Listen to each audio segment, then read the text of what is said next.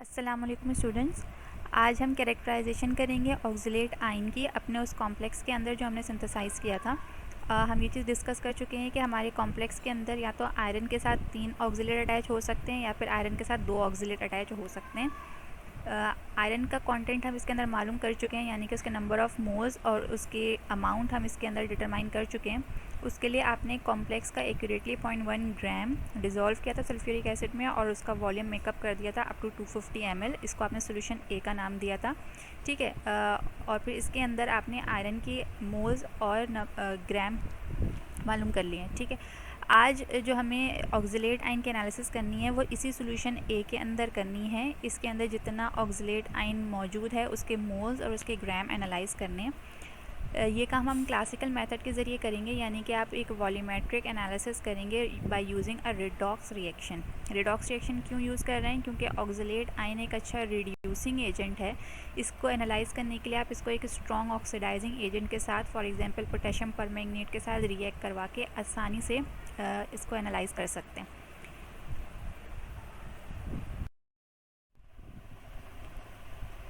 Okay, तो जो oxalate ion react कर रहा है परमैंगनेट आयन के साथ और इनके दरमियान रिडॉक्स रिएक्शन हो रहा है, उसकी एक इनकम्प्लीट इम्बैलेंस इक्वेशन इस तरह से लिखी जा सकती है कि permanganate ion is converting into manganese +2 और ऑक्सिलेट आयन कन्वर्ट हो रहा है कार्बन डाइऑक्साइड में। इस इक्वेशन को कंप्लीट और बैलेंस करना है हमें, और उसके लिए हम यूज़ करेंगे ion electron method. Ion electron method में सबसे पहले तो जो दो हाफ इक्वेशंस हैं उनमें को अलग अलग कर लेते हैं। जैसे कि परमैंगनेट आयन कन्वर्ट हो रहा था मैंगनीज +2 में, ये हाफ इक्वेशन को हमने अलग कर लिया। अब इसको हमें बैलेंस करना है, इसके जो एलिमेंट्स हैं वो और इसके चार्जेस बैलेंस करने हैं। तो सबसे पहले वो एलिमेंट बैलेंस करेंगे जो कि ऑक्सीजन और हाइड्रोजन नहीं होते। यहाँ पे मैंगनीज़ है, रिएक्टेंट साइड पे एक मैंगनीज़ है, प्रोडक्ट साइड पे भी एक मैंगनीज़ है, तो इसको फर्दर बैलेंस करने की ज़रूरत नहीं है। अब हम ऑक्सीजन को बैलेंस करेंगे और उसके बाद फिर आखिर में हाइड्रोजन को बैलेंस किया जाता है।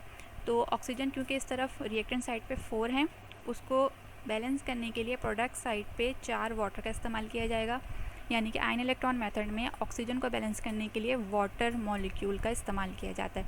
जब आप 4 वाटर लगा देंगे प्रोडक्ट साइड पे तो ये 4 ऑक्सीजन तो बैलेंस हो गए, लेकिन इस तरफ 8 हाइड्रोजन का इजाफा हो गया।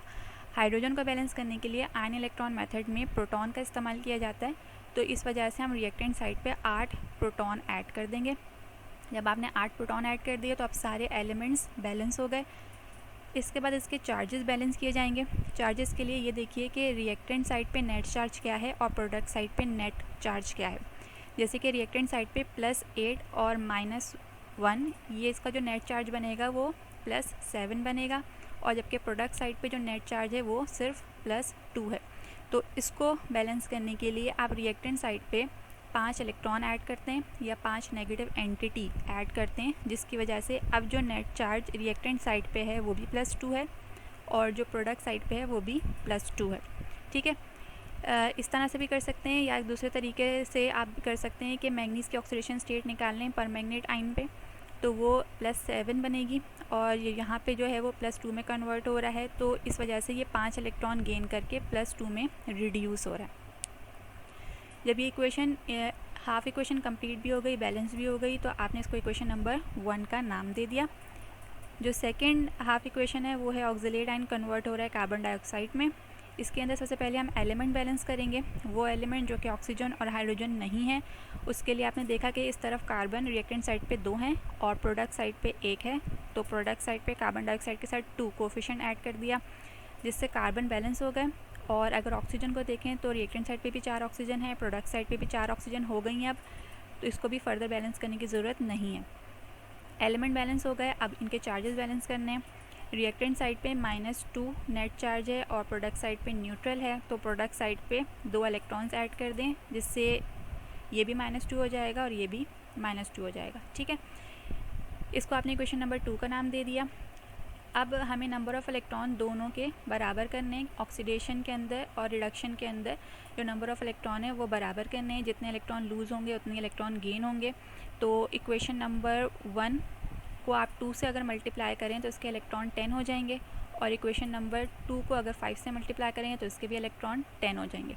इलेक्ट्रॉन जब बराबर हो गए तो ये इलेक्ट्रॉन कैंसिल हो जाएंगे, बाकी जो रिएक्टेंट साइड की स्पीशीज़ हैं उनको मर्ज करके रिएक्टेंट साइड पे लिख दें, जो प्रोडक्ट साइड की स्पीशीज़ हैं उनको मर्ज करके प्रोडक्ट साइड पे लिख दें। ये एक कंप्लीट और बैलेंस रिडॉक्स रिएक्शन की इक्वेशन आपके पास आ गई। ठीक है, अब इसके अंदर रिएक्टेंट साइड पे जो मैंगनीज+7 है वो पिंक कलर शो कर रहा है, और जब वो प्रोडक्ट साइड पे मैंगनीज+2 में जा रहा है तो वो कलरलेस हो रहा है। ठीक है, हमें पता है कि डी ब्लॉक के elements variable oxidation state show करते हैं और उनके डिफरेंट कलर्स होते हैं। यहाँ पे मैंगनीज+7 रिड्यूस हो रहा है मैंगनीज+2 में in the presence of N acid या एसिडिक मीडियम में। ये जो रिडॉक्स रिएक्शन है ये pH डिपेंडेंट है, यानी कि आप अगर इसको एसिडिक मीडियम में परफॉर्म करेंगे तो मैंगनीज+7 की कंप्लीट रिडक्शन होगी मैंगनीज+2 में। अगर आप इसे एसिडिक मीडियम में परफॉर्म नहीं करेंगे तो इसकी इनकम्प्लीट रिडक्शन होती है, यानी कि मैंगनीज+7 सिर्फ मैंगनीज+2 तक रिड्यूस हो, मैंगनीज+4 तक रिड्यूस हो पाता है। ठीक है, तो इनकम्प्लीट रिडक्शन को रोकने के लिए आप एसिडिक मीडियम का इस्तेमाल करते हैं। मैंगनीज+4 इनकम्प्लीट रिडक्शन है, इस वजह से आप उसको कंप्लीट रिड्यूस करने के लिए मैंगनीज+2 तक कंप्लीट रिड्यूस करने के लिए एसिडिक मीडियम देते हैं। जो मोल रेशियो बना है परमैंगनीट आयन और ऑक्सलेट आयन का वो 2:5 है, यानी कि 2 मोल परमैंगनेट के रिएक्ट कर रहे हैं 5 मोल ऑक्सलेट आयन के साथ। यहाँ पे आप पोटेशियम परमैंगनेट का इस्तेमाल कर रहे हैं जो कि एक सेकेंडरी स्टैंडर्ड सब्सटेंस है, और इसलिए इसको स्टैंडर्डाइज भी किया जाएगा स्टैंडर्ड ऑक्सैलिक एसिड के साथ। तो जो स्टैंडर्डाइजेशन की इक्वेशन बनेगी वो ये वाली इक्वेशन होगी। अच्छा, potassium permanganate secondary standard substance क्यों है?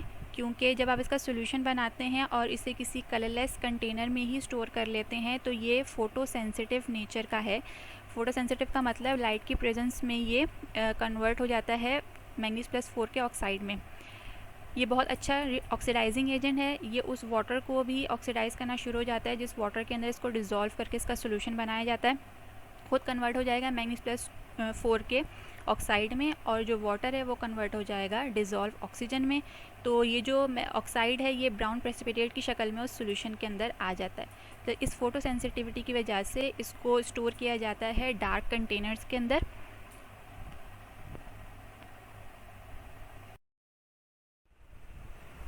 अच्छा, प्रोसीजर में देख लें। सबसे पहले स्टैंडर्डाइजेशन स्टार्ट करने से भी पहले आपको कुछ सॉल्यूशंस की डाइल्यूशंस करनी होती हैं और कुछ सॉल्यूशंस बनाने होते हैं।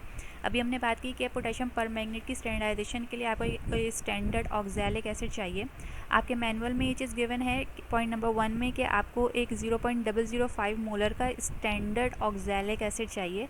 ठीक है, ये स्टैंडर्ड ऑक्सैलिक एसिड या तो आपको फर्स्ट लैब में बनवाया जाता है, वही आप सेकेंड लैब में यूज़ करते हैं, या जिनके पास नहीं होता फर्स्ट लैब का स्टैंडर्ड ऑक्सैलिक एसिड वो इस लैब में दोबारा बना लेते हैं। तो उसको बनाने के लिए क्या करना पड़ेगा? सबसे पहले तो आपको कैलकुलेशन करनी पड़ेगी 0.05 मोलर स्टैंडर्ड ऑक्सैलिक एसिड की कैलकुलेशन करनी पड़ेगी अमाउंट की। जब आप उसकी अमाउंट कैलकुलेट कर लेंगे पर्टिकुलर मोलैरिटी का, यानी कि 0.05 मोलर का, तो उस अमाउंट को आप एक्यूरेटली वे कर लेते हैं, उसके 4 डेसिमल्स तक नोट कर लेते हैं और फिर उसको डिज़ोल्व करेंगे एक 100 ml की वॉल्यूमेट्रिक फ्लास्क में। ठीक है, 100 ml की वॉल्यूमेट्रिक फ्लास्क में मेकअप करने के बाद ये स्टॉक स्टैंडर्ड ऑक्सैलिक एसिड का सोल्यूशन बन गया। इसको स्टॉक क्यों कह रहे हैं? क्योंकि अभी आपको जो इसकी कॉन्सेंट्रेशन चाहिए थी वो नहीं मिली है, उससे ज़्यादा की कॉन्सेंट्रेशन है। स्टॉक स्टैंडर्ड्स की कॉन्सेंट्रेशन ज़्यादा होती है, उसको आप डाइल्यूट करके अपनी डिज़ायर्ड कॉन्सेंट्रेशन हासिल करते हैं। तो इसको अब आपको डाइल्यूट करने की ज़रूरत है। ये 0.05 मोलर का स्टॉक स्टैंडर्ड सोल्यूशन था, उसका 10 ml आपने पाइपेट आउट करके एक दूसरी 100 ml की वॉल्यूमेट्रिक फ्लास्क में लिया और उसका वॉल्यूम मेकअप कर दिया, तो ये 10 टाइम्स डाइल्यूट हो जाएगा। और 10 टाइम्स डाइल्यूट होने के बाद इसकी कॉन्सेंट्रेशन बन जाएगी 0.005 मोलर, जो आपके मैनुअल में मेंशन है कि आपको इतने मोलर का स्टैंडर्ड ऑक्सैलिक एसिड चाहिए था, वो यहाँ पे बन गया। इसको आप वर्किंग स्टैंडर्ड कह रहे हैं, यानी कि इसको आप इस्तेमाल करेंगे, इससे आप काम करेंगे। ठीक है, तो डायरेक्टली आप इस कॉन्सेंट्रेशन का वे करके इसलिए नहीं बना सकते क्योंकि उसकी अमाउंट बहुत कम आती है जो कि एक्यूरेटली वे नहीं हो पाती। इस वजह से पहले आपको एक कॉन्सेंट्रेटेड सोल्यूशन बनाना पड़ा और फिर उसको डाइल्यूट करके अपना डिज़ायर्ड कॉन्सेंट्रेशन का सोल्यूशन बनाना पड़ा। ये तो स्टैंडर्ड ऑक्सैलिक एसिड बन गया। इससे आप स्टैंडर्डाइजेशन करेंगे पोटेशियम परमैंगनेट की, लेकिन जो पोटेशियम परमैंगनेट आपको दिया जाता है वो भी कॉन्सेंट्रेटेड दिया जाता है, जिसे आप स्टॉक KMnO4 कहते हैं। उसका 20 ml ग्रेजुएटेड सिलेंडर से लेके एक बीकर में ट्रांसफ़र करके उसका वॉल्यूम 200 ml तक मेकअप कर देंगे, तो ये भी 10 टाइम्स डाइल्यूट हो जाएगा। ये आपका वर्किंग पोटेशियम परमैंगनेट हो गया। इसको आप स्टैंडर्डाइज करके और इससे आप ऑक्सलेट आयन की एस्टिमेशन करते हैं। तो ये पोटेशियम परमैंगनेट और ये वाला ऑक्सैलिक एसिड आपस में रिएक्ट करके स्टैंडर्डाइजेशन में इस्तेमाल होंगे। और जब पोटेशियम परमैंगनेट स्टैंडर्डाइज हो जाएगा तो फिर इस पोटेशियम परमैंगनेट को आप रिएक्ट करवाएंगे अपने सॉल्यूशन ए के साथ, क्योंकि इसके अंदर ऑक्सलेट आयन मौजूद है जिसकी आपको एस्टिमेशन करनी है। ऑब्जर्वेशन में सबसे पहले जो आपने कॉम्प्लेक्स वे किया था उसके अमाउंट लिखते हैं एक्यूरेटली, ठीक है। 0.1234 हमें सपोज़ एक अमाउंट है, वो हमें सपोज़ करिए वो यहाँ पे लिख दी। इसके अलावा आपने सबसे पहले स्टॉक स्टैंडर्ड ऑक्सैलिक एसिड जो बनाया था वो उसकी कैलकुलेशन यानी कि उसके अमाउंट की कैलकुलेशन के ऑब्जर्वेशन लिखेंगे। स्टॉक स्टैंडर्ड ऑक्सैलिक एसिड जो आपको बनाना था वो 0.05 मोलर बनाना था, मोलैरिटी उसकी लिख दी। कितने वॉल्यूम में बनाना था, 100 ml में, और उसकी मॉलिक्यूलर वेट क्या यूज़ होगा, 126, और उसकी जो अमाउंट आएगी वो आपको नहीं पता, वो आप कैलकुलेट करेंगे, ठीक है। इसकी जो भी अमाउंट आएगी आप एग्जैक्टली वही अमाउंट नहीं ले पाते, क्योंकि आपको 4 डेसिमल तक नोट करना होता है, तो आप उसकी जो अमाउंट लेते हैं वो थोड़ी सी डिफरेंट होती है। तो जब आपने वे किया ऑक्सैलिक एसिड को तो जो टेकन अमाउंट है वो कुछ थोड़ी सी डिफरेंट आई, वो आपने अपने पास नोट कर ली। इस टेकन अमाउंट को जब आपने 100 ml में डिज़ोल्व किया तो अल्टीमेटली जो मोलैरिटी बनेगी वो ये नहीं बनेगी, क्योंकि ये टेकन अमाउंट एक्चुअल अमाउंट से थोड़ी सी चेंज थी, तो जो मोलैरिटी है वो भी थोड़ी सी चेंज हो जाएगी। तो बैक कैलकुलेशन करके आप इसकी मोलैरिटी निकालते हैं, सही है। वो हम कैलकुलेशन में देखेंगे, इसको वहाँ पे समझ लेंगे।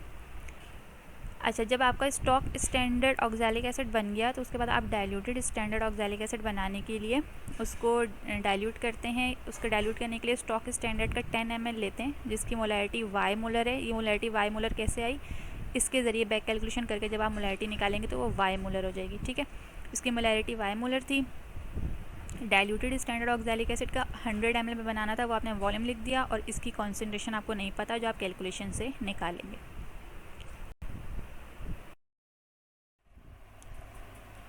ओके, पोटेशियम परमैंगनेट की स्टैंडर्डाइजेशन के लिए डाइल्यूटेड पोटेशियम परमैंगनेट को फिल करते हैं ब्यूरेट में, ठीक है। और ब्यूरेट में फिल करने के बाद जो कोनिकल फ्लास्क है उसके अंदर exactly 10.0 ml standard diluted oxalic acid transfer किया जाता है। ये हमें क्योंकि एक्यूरेट वॉल्यूम चाहिए था तो हम इसको पाइपेट के ज़रिए ट्रांसफ़र कर लेते हैं। इसके बाद इसके अंदर 10 ml diluted sulphuric acid add किया जाता है। ये हमें रफली वॉल्यूम चाहिए था तो हमने इसके लिए ग्रेजुएटेड सिलेंडर का इस्तेमाल किया, ठीक। अच्छा, ये सल्फ्यूरिक एसिड आपको बना बनाया लैब में मिल जाता है डाइल्यूटेड, इसको हम खुद नहीं बनाते। ये सल्फ्यूरिक एसिड क्यों ऐड किया जा रहा है, क्योंकि अभी हमने डिस्कस किया कि परमैंगनेट आयन और ऑक्सलेट आयन का जो रिएक्शन है वो पीएच डिपेंडेंट है, और एसिडिक मीडियम में पोटेशियम परमैंगनेट की कंप्लीट रिडक्शन हो जाती है मैंगनीज+7 से मैंगनीज+2 में। इसकी ऑक्सीडाइजिंग पावर बढ़ जाती है, इस वजह से हम इसको एसिडिक मीडियम में परफॉर्म करते हैं। यहाँ पे जो एसिडिक मीडियम है वो सिर्फ सल्फ्यूरिक एसिड के लिए ही सल्फ्यूरिक एसिड से ही क्यों प्रोवाइड किया जा रहा है। इसकी जगह आप हाइड्रोक्लोरिक एसिड या नाइट्रिक एसिड भी ले सकते थे, लेकिन वो नहीं लिए जाते इस वजह से क्योंकि हाइड्रोक्लोरिक एसिड अगर आप यहाँ पे यूज़ करेंगे तो hydrochloric acid itself mild reducing agent है, जो कि इस ऑक्सीडाइजिंग एजेंट के साथ यानी कि पोटेशियम परमैंगनेट के साथ रिएक्ट करके साइड रिएक्शंस शो करता है। साइड रिएक्शन होने की वजह से जो पोटेशियम परमैंगनेट का वॉल्यूम कंज्यूम होना चाहिए सिर्फ ऑक्सैलिक एसिड के लिए, उसके अलावा भी उसका वॉल्यूम एक्स्ट्रा वॉल्यूम कंज्यूम होता है bye reacting it with hydrochloric acid. तो पोटेशियम परमैंगनेट का जो वॉल्यूम यहाँ पे हमें मिलता है, जो बीट रीडिंग मिलती है वो एक्चुअल से ज़्यादा मिलती है, ठीक है। तो उसकी वजह से हमारी जो कैलकुलेशन है वो डिस्टर्ब हो जाती है। प्लस ये कि हाइड्रोक्लोरिक एसिड और पोटेशियम परमैंगनेट के रिएक्शन की वजह से क्लोरीन गैस इवॉल्व होती है जो कि टॉक्सिक गैस है, तो इस वजह से हम इसको अवॉइड करते हैं। नाइट्रिक एसिड एक बहुत अच्छा ऑक्सीडाइजिंग एजेंट है, और क्योंकि यहाँ पे oxalic acid as reducing agent behave कर रहा है तो नाइट्रिक एसिड ऑक्सैलिक एसिड के साथ साइड रिएक्शन शुरू कर देता है, और क्योंकि ऑक्सैलिक एसिड को नाइट्रिक एसिड ही ऑक्सीडाइज कर रहा होता है तो पोटेशियम परमैंगनेट की जो रीडिंग आती है वो एक्चुअल से कम आती है। उस वजह से भी हमारी जो रीडिंग है, जो हमारी कैलकुलेशन है वो डिस्टर्ब हो जाती है। यहाँ पे जो सल्फ्यूरिक एसिड है वो एक नॉन इंटरफेयरिंग एसिड है, इस वजह से आप इसको यहाँ पे इस्तेमाल करते हैं। इससे कोई साइड रिएक्शंस नहीं होते और हमारी कैलकुलेशन डिस्टर्ब नहीं होती। ये डालने के बाद आप इस फ्लास्क को वार्म करते हैं up to 70 degree centigrade. 70 degree centigrade क्यों वार्म कर रहे हैं, क्योंकि जो परमैंगनेट और ऑक्सलेट का रिएक्शन है ये एंडोथर्मिक रिएक्शन है, और एंडोथर्मिक रिएक्शन हमें पता है इनको प्रोसीड होने के लिए हीट की ज़रूरत होती है, इस वजह से आप इसको हीट कर रहे हैं। हीट आप करते हैं अप टू 70 डिग्री सेंटीग्रेड। अगर आप इसको कम हीट करेंगे यानी कि अप टू 50 डिग्री सेंटीग्रेड तक हीट करेंगे तो इसको इतनी इनफ एक्टिवेशन एनर्जी नहीं मिलेगी कि ये प्रोसीड हो सके। तो 70 डिग्री सेंटीग्रेड तक हीट करना ज़रूरी है। और अगर आप 70 डिग्री सेंटीग्रेड से ज़्यादा हीट करेंगे तो ये जो ऑक्जेलिक एसिड है ये डिकम्पोज हो जाएगा कार्बन डाइऑक्साइड में। इस वजह से इसका एक ऑप्टिमम टेम्परेचर है 70 डिग्री सेंटीग्रेड, वहीं तक इसको हीट किया जाता है। पहचान क्या है इसकी कि आपका जो कोनिकल फ्लास्क है उसकी नेक पे वेपर्स बनना शुरू हो जाते हैं, तो वो आपका ये टेम्परेचर रीच हो जाता है, फिर आप इसको टाइट्रेशन में यूज़ करते हैं। ये गर्म कोनिकल फ्लास्क आप यूज़ करते हैं टाइट्रेशन में। ऊपर से पोटेशियम परमैंगनेट आ रहा होता है, नीचे ऑक्जेलिक एसिड मौजूद होता है। इन दोनों के रिएक्शन से जो परमैंगनेट आयन के अंदर मैंगनीज़ मौजूद है +7, वो आके मैंगनीज़ +2 में कन्वर्ट हो रहा है। ये डिफरेंट स्टेजेस हैं टाइट्रेशन की। ये इनिशियल स्टेज है, ये मिड स्टेज है और ये एंड पॉइंट की स्टेज है। ठीक है, तो ऐसा ऐसा पोटेशियम परमैंगनेट डिस्चार्ज कर रहा है अपना कलर, और एंड पॉइंट पे ये पिंक कलर में ही रहेगा, क्योंकि ऊपर से जो मैंगनीज़ +7 आ रहा है वो नीचे आके मैंगनीज़ +2 में कन्वर्ट नहीं हो रहा। ऑक्सिलेट आयन यहाँ पे ख़त्म हो चुका है, तो अब उसको +2 में कन्वर्ट करने के लिए कुछ मौजूद नहीं है, इस वजह से वो कन्वर्जन नहीं होती और ये मैंगनीज़ +7 में ही रहता है, अपना पिंक कलर शो करता है। इस वजह से हम ये कह सकते हैं कि potassium permanganate as self indicator यहाँ पे इस्तेमाल हो रहा है। एंड पॉइंट पे पेल परमानेंट पिंक कलर आपके पास आ जाता है और आप इस रीडिंग को नोट कर लेते हैं।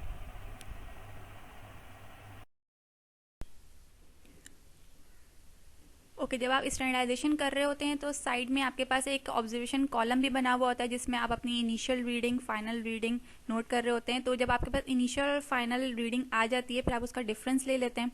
उसके बाद आप दोबारा फ्लास्क प्रिपेयर करते हैं, दोबारा से इनिशियल रीडिंग और फाइनल रीडिंग नोट करते हैं और फिर उसका डिफरेंस ले लेते हैं।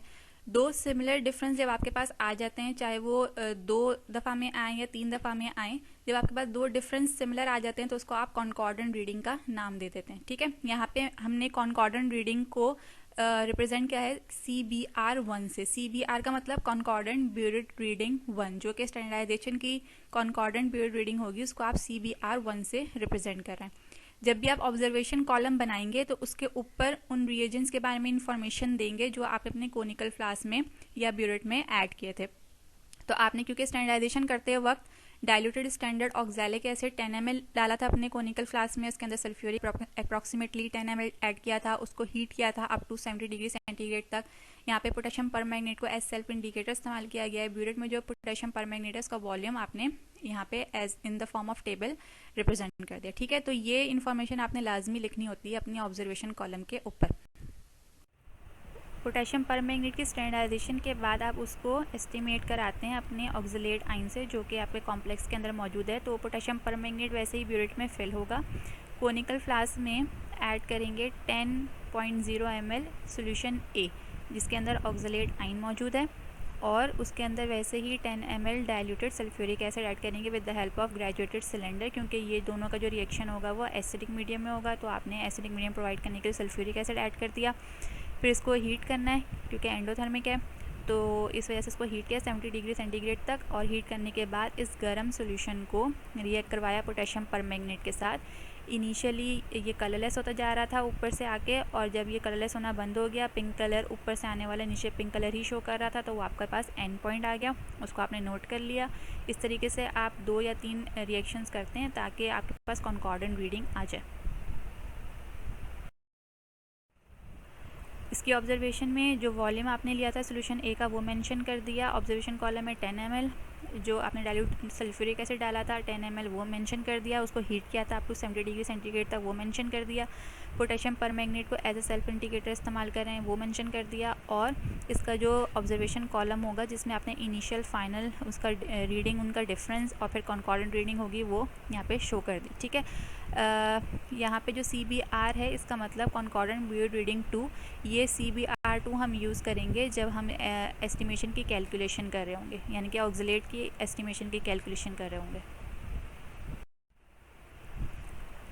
अच्छा, कैलकुलेशन में सबसे पहले जो आपने स्टॉक सॉल्यूशंस बनाए थे और उनको डाइल्यूट किया था उनकी कैलकुलेशन होगी, फिर स्टैंडर्डाइजेशन की कैलकुलेशन होगी। तो स्टॉक सॉल्यूशन आपने ऑक्सैलिक एसिड का बनाया था और बनाने के लिए आपको सबसे पहले उसकी अमाउंट चाहिए थी।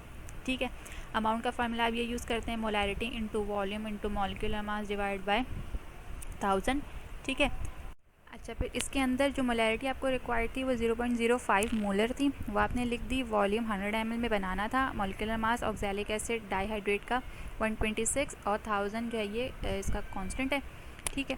फिर इसकी जो आपके पास वैल्यू अमाउंट आती है वो 0.63 ग्राम आती है, और आपसे कहा गया था कि एक्यूरेटली इसको वे करना है, तो 0.63 आगे भी 2 डिजिट आपको नोट करने होते हैं। जो 2 डिजिट्स हैं वो जाहिर सी बात है कुछ ना कुछ डिजिट्स होते हैं, तो इसकी जो मोलैरिटी है वो चेंज हो जाती है।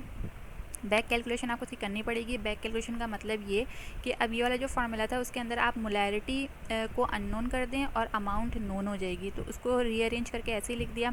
मोलैरिटी आपको नहीं पता, अमाउंट आपको पता है। अमाउंट कैसे पता है कि जो आपने एक्चुअल अमाउंट ली होगी ऑक्सैलिक एसिड की 0.6123 जो हमने सपोज की थी वो रखें यहाँ पे।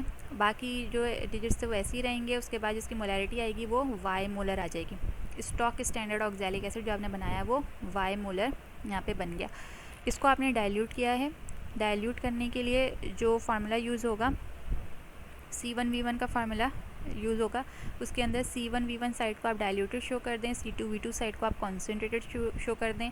तो कॉन्सेंट्रेटेड जो कॉन्सेंट्रेटेड सोल्यूशन था उसकी कॉन्सेंट्रेशन वाई मोलर थी। वॉल्यूम उसका आपने 10 ml लिया था और उसको डाइल्यूट कर दिया था 100 ml में, यानी कि जो डाइल्यूटेड का वॉल्यूम था वो 100 ml था। तो जो डाइल्यूटेड कॉन्सेंट्रेशन आएगी वो Z मोलर आ जाएगी, ठीक है।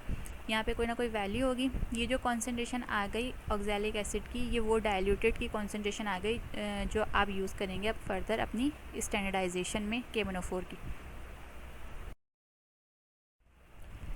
पोटेशियम परमैंगनेट की स्टैंडर्डाइजेशन के लिए आप जब यूनिटरी मेथड का इस्तेमाल करते हैं तो सबसे पहले आप वो स्टेटमेंट लिखते हैं जो स्टैंडर्ड की स्टेटमेंट होती है, यानी कि ऑक्सैलिक एसिड जो आपके पास था diluted oxalic acid Z molar, उसको आपने स्टेटमेंट के फॉर्म में लिख दिया कि 1000 ml standard oxalic acid contain Z moles of oxalic acid. हमने ऑक्सैलिक एसिड जो स्टैंडर्डाइजेशन में इस्तेमाल किया वो 10 ml इस्तेमाल किया था। तो उस 10 ml के नंबर ऑफ़ मोल्स निकालने के लिए इस Z को डिवाइड कर देंगे 1000 से, मल्टीप्लाई कर देंगे 10 से, तो उस 10 ml के नंबर ऑफ़ मोल्स हमारे पास ऑक्सैलिक एसिड के आ गए। फिर ये ऑक्सैलिक एसिड रिएक्ट कर रहा है पोटेशियम परमैंगनेट के साथ विद 5:2 मोल रेशो। तो जो मोल्स होंगे पोटेशियम परमैंगनेट के वो किस तरह से आएंगे, जब आप ऑक्सैलिक एसिड के मोल्स को 2 से मल्टीप्लाई करेंगे, 5 से डिवाइड करेंगे, तो पोटेशियम परमैंगनेट के मोल्स हमारे पास आ जाएंगे। अब ये पोटेशियम परमैंगनेट के वो मोल्स हैं जो कॉन्कॉर्डेंट ब्यूड रीडिंग के अंदर आए होंगे, ठीक है। CBr1 के अंदर इतने ml के अंदर इतने मोल्स आए होंगे, तो वो आपने नीचे लिख दिया कि CBr1 ml contains F moles. आपने स्टैंडर्डाइजेशन के लिए मोलैरिटी निकालनी है, तो मोलैरिटी 1000 ml में होती है। 1000 ml के नंबर ऑफ़ मोल्स निकालने के लिए F को डिवाइड कर देंगे CBr1 और मल्टीप्लाई कर देंगे 1000 से। तो जो मोल्स आएंगे पोटेशियम परमैंगनेट के वो G मोल्स पर 1000 ml, या उसको आप कह सकते हैं कि पोटेशियम परमैंगनेट की मोलैरिटी आ गई। ओके, एस्टिमेशन के लिए ऑक्सैलेट आयन की एस्टिमेशन के लिए पोटेशियम परमैंगनेट अब स्टैंडर्ड हो गया, यानी कि उसकी कॉन्सेंट्रेशन हमें पता चल गई है G मोल्स इन 1000 ml। उसको आपने इस्तेमाल किया, यहाँ पे जो स्टैंडर्ड है उसकी स्टेटमेंट लिख दी। पोटेशियम परमैंगनेट आपने ऑक्सैलेट के एनालिसिस में कितना इस्तेमाल किया था, जो कॉन्कॉर्डेंट ब्यूड रीडिंग 2 आई थी, तो उस कॉन्कॉर्डेंट ब्यूड रीडिंग 2 उतने वॉल्यूम के अंदर पोटेशियम परमैंगनेट के मोल्स चाहिए। तो यहाँ पे क्योंकि 1000 ml के नंबर ऑफ़ मोल्स थे, तो उस G को डिवाइड कर दें 1000 से, मल्टीप्लाई कर दें CBr2 से। वो जो नंबर ऑफ़ मोल्स होंगे वो पोटेशियम परमैंगनेट के वो मोल्स होंगे जो एक्चुअली ऑक्सैलेट आयन से रिएक्ट कर रहे हैं, ठीक है। परमैंगनेट आयन ऑक्सैलेट आयन से रिएक्ट करता है विद 2:5 मोल रेशो। तो ऑक्सैलेट के नंबर ऑफ़ मोल्स निकालने के लिए पोटेशियम परमैंगनेट के नंबर ऑफ़ मोल्स को 5 से मल्टीप्लाई करें और 2 से डिवाइड कर दें, तो ये ऑक्सैलेट आयन के नंबर ऑफ़ मोल्स आ गए। ये जो नंबर ऑफ़ मोल्स आए हैं ये उस 10 ml के आए हैं। सॉल्यूशन A जो आपने 10 ml लेके कोनिकल फ्लास्क में डाला था उसके अंदर जितने ऑक्सैलेट थे वो I मोल्स थे, वो हमारे पास आ गए। हमें ऑक्सैलेट की जो मोल्स चाहिए वो उस पूरे सॉल्यूशन A के अंदर चाहिए जो कि 250 ml था। तो 250 ml के नंबर ऑफ़ मोल्स निकालने के लिए I को डिवाइड कर देंगे 10 से, मल्टीप्लाई कर देंगे 250 से, तो ये जो नंबर ऑफ़ मोल्स आएंगे ऑक्सैलेट के ये उस पूरे 250 ml के सॉल्यूशन A के अंदर आ गए, ठीक है। ऑक्सैलेट के नंबर ऑफ़ मोल्स आपको पता चल गए। अब हमें इसके अमाउंट मालूम करनी है, तो अमाउंट मालूम करने के लिए ऑक्सीलेट की अमाउंट मालूम करने के लिए मोल्स ऑफ ऑक्सीलेट को मल्टीप्लाई कर दें मॉलिक्यूलर मास से। ये जो ऊपर मोल्स आए हैं जे मोल्स, उनको मल्टीप्लाई कर दें 88 से, जो कि इसका मॉलिक्यूलर मास है। तो जो अमाउंट आएगी वो ऑक्सीलेट की वो अमाउंट आएगी जो 250 ml के सॉल्यूशन ए के अंदर मौजूद है। ये आपका सेकंड जो ऑब्जेक्ट था, ये आपने ऑक्सीलेट की एनालिसिस करनी है कॉम्प्लेक्स में, वो भी यहाँ पे फुलफिल हो गया। यहाँ पे ऑक्सीलेट के भी आपके पास अमाउंट और मोल्स आ गए। अब हमें इनका मोल रेशो मालूम करना है, यानी कि ऑक्सीलेट और आयरन का आपस में क्या मोल रेशो है वो मालूम करना है। तो ये मोल्स यूज़ करते हुए हम इनका मोल रेशो मालूम करेंगे। अच्छा, mole ratio between Fe+3 and oxalate. Fe+3 के जो मोल्स हैं वो आपकी लास्ट लैब के जो 250 ml के नंबर ऑफ़ मोल्स थे आयरन के, वो आप यहाँ पे यूज़ करेंगे, जो कि उस वक्त जो वैल्यू आई थी वो C मोल्स आई थी। और ऑक्सीलेट के जो मोल्स हैं वो अभी हमने निकाले। सही, तो मोल रेशो निकालने के लिए सबसे पहले दोनों के मोल्स को उसके मोल्स से डिवाइड करेंगे जो कि कम होंगे। यानी कि अगर आयरन के नंबर ऑफ़ मोल्स कम हैं तो आपने दोनों को आयरन के नंबर ऑफ़ मोल्स से डिवाइड कर दिया। ठीक है, क्योंकि आयरन एक है, ऑक्सीलेट ज़्यादा होते हैं, तो ऑब्वियसली आयरन के नंबर ऑफ़ मोल्स कम होंगे, इसलिए आपने दोनों के मोल्स को आयरन के मोल्स से डिवाइड कर दिया।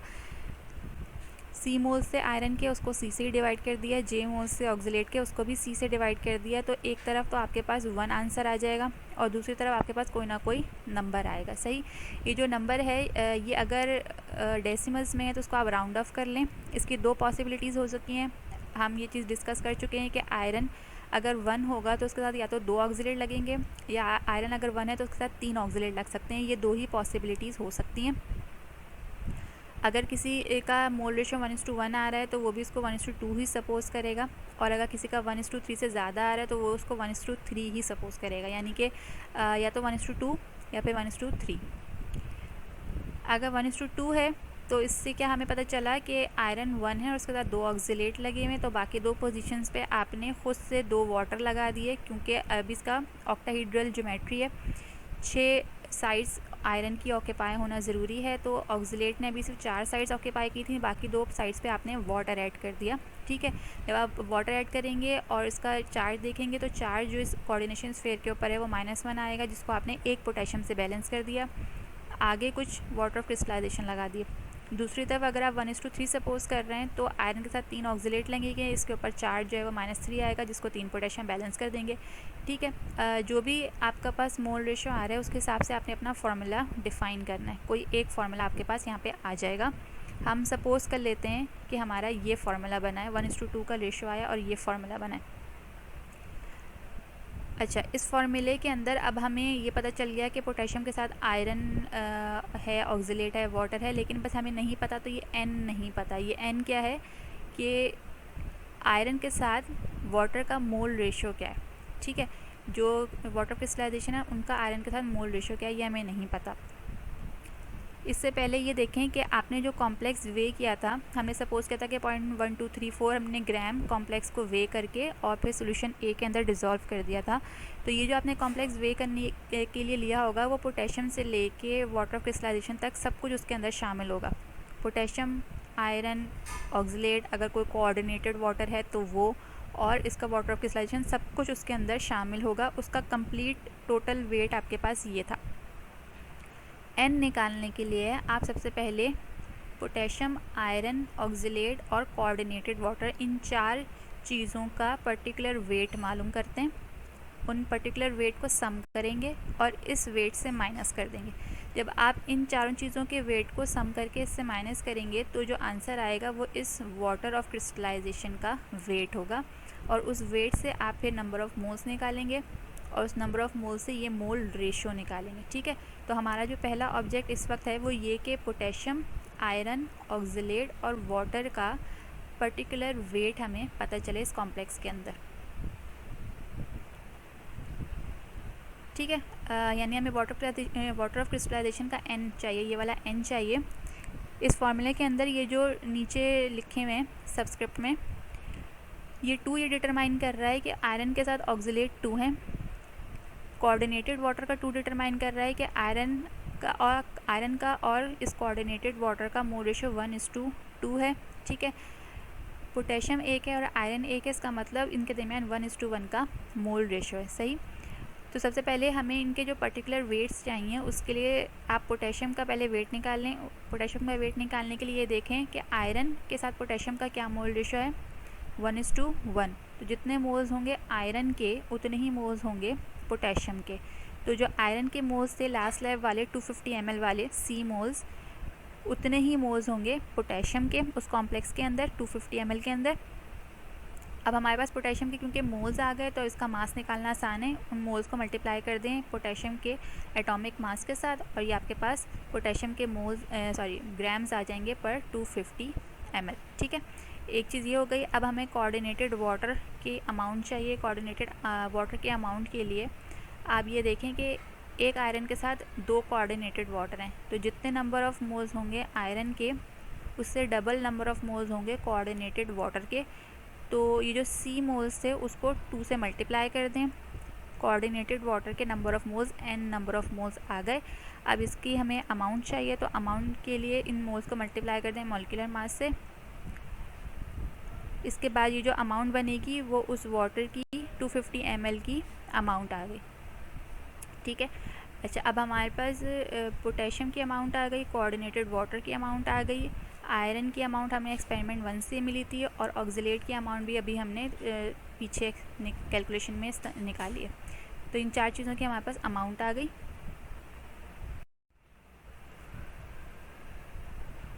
वाटर क्रिस्टलाइजेशन के मोल्स निकालने के लिए सबसे पहले कैलकुलेटेड अमाउंट ऑफ कॉम्प्लेक्स यानी कि जो 4 चीज़ों की हमारे पास अमाउंट आई थी उनको सम करेंगे। Amount of potassium, amount of iron, amount of oxalate और अमाउंट ऑफ कोऑर्डिनेटेड वाटर।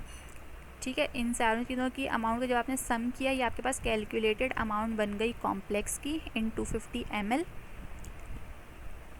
जब आप इसको टेकन अमाउंट से माइनस करेंगे यानी कि वो अमाउंट जो एक्चुअली आपने ली थी, ठीक है, उससे माइनस करेंगे तो वो आपको amount of water of crystallisation दे देगा। 0.1234 जो हमने टेकन अमाउंट ली थी, सपोज की थी, उसमें से इस P को माइनस किया तो ये जो Q ग्राम आए हैं ये Q gram water of crystallisation के ग्राम्स आ गए। अब इन ग्राम से आप इसको नंबर ऑफ़ मोल्स में कन्वर्ट करेंगे। नंबर ऑफ़ मोल्स में कन्वर्ट करने के लिए इस ग्राम को डिवाइड कर दें मॉलिक्यूलर मास से। तो ये जो R मोल्स आ गए ये पर 250 ml के अंदर यानी कि वाटर क्रिस्टलाइजेशन के मोल्स आ गए 250 ml के अंदर।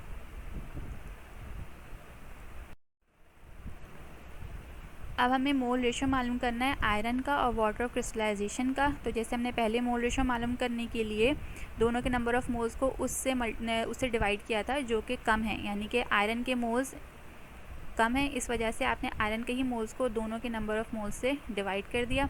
तो एक तरफ जो है वो C डिवाइड हो रहा है C से और दूसरी तरफ जो है वो R डिवाइड हो रहा है C से। ठीक है, R जो है वो मोल्स हैं वाटर क्रिस्टलाइजेशन के। तो एक तरफ तो 1 आ जाएगा और दूसरी तरफ कोई ना कोई नंबर आएगा। ये नंबर अगर डेसिमल्स में आप इसको राउंड ऑफ करेंगे, राउंड ऑफ करने के बाद ये जो n है ये आपको वो वाला n दे रहा है जो आपका फार्मूला का n था जो हमें नहीं पता था। ठीक है, यहाँ पे कोई ना कोई जो डिजिट है वो आपका यहाँ पे आंसर आ जाएगा। तो जब आपके पास n भी आ गया, बाकी चीज़ें आपको पता थी, ये कंप्लीट फार्मूला आपका यहाँ पे मिल गया।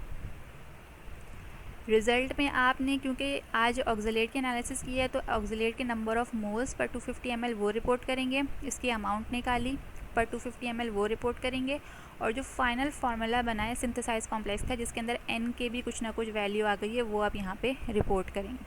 ठीक है, ये तो जो कैलकुलेशन थी वो हमने 1:2 के रेशो से की थी। अगर आप 1:3 का रेशो आता है कॉम्प्लेक्स का तो किस तरह से कैलकुलेशन में चेंजेस आएंगी, यानी कि ये आपका जो कॉम्प्लेक्स बना था उसमें क्या क्या चेंजेस आएंगी। आयरन की अमाउंट आपको पता है, पिछली लैब से आपको ये बात पता थी। ऑक्सिलेट की अमाउंट भी हमने इस लैब में निकाल ली थी, सिर्फ आपको पोटेशियम की अमाउंट निकालनी होगी। पोटेशियम का और आयरन के दरमियान जो मोल रेशो है वो 1:3 का हो जाएगा, यानी कि जो भी नंबर ऑफ़ मोल्स आयरन के हैं उनको आप 3 टाइम्स कर देंगे तो पोटेशियम के नंबर ऑफ़ मोल्स बन जाएंगे। ठीक है, पोटेशियम के नंबर ऑफ़ मोल्स आ जाएंगे, उससे इसकी अमाउंट निकाल लेंगे। जब आपके पास पोटेशियम की अमाउंट आ जाएगी तो उसकी अमाउंट को, आयरन की अमाउंट को और ऑक्सिलेट की अमाउंट को सम करेंगे। सम करने के बाद जो टेकन अमाउंट है कॉम्प्लेक्स की जो 0.1234 थी उससे माइनस कर देंगे तो वाटर ऑफ क्रिस्टलाइजेशन की अमाउंट आ जाएगी। आगे जो कैलकुलेशन है वो वाटर क्रिस्टलाइजेशन के लिए वो सेम भी हो सकती है। ठीक है, अच्छा एक चीज़ और कि वाटर ऑफ क्रिस्टलाइजेशन के लिए जो आप अमाउंट निकालने के लिए कैलकुलेटेड और टेकन को माइनस करते हैं उस वक्त अगर नेगेटिव आंसर आ रहा है तो इसका मतलब there will be no water of crystallisation. तो फिर वाटर ऑफ क्रिस्टलाइजेशन की फर्दर जो कैलकुलेशन है वो आप नहीं करेंगे। अगर टेकन अमाउंट ऑफ कॉम्प्लेक्स और कैलकुलेटेड अमाउंट ऑफ कॉम्प्लेक्स के बाद आंसर नेगेटिव में आ रहा है तो वाटर ऑफ क्रिस्टलाइजेशन की आगे की कैलकुलेशन को नहीं करेंगे और फिर आप रिपोर्ट ये करेंगे कि there is no water of crystallisation.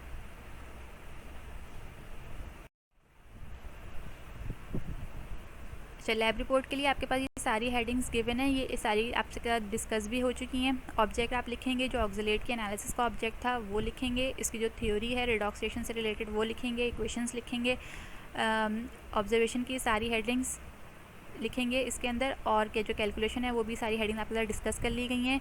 Calculation में पहले ऑक्सीलेट आयन के मोल्स और उसकी अमाउंट, और उसके बाद फिर पूरा फाइनल जो आप फॉर्मूला डिटरमाइन करते हैं वो और रिज़ल्ट लिखेंगे।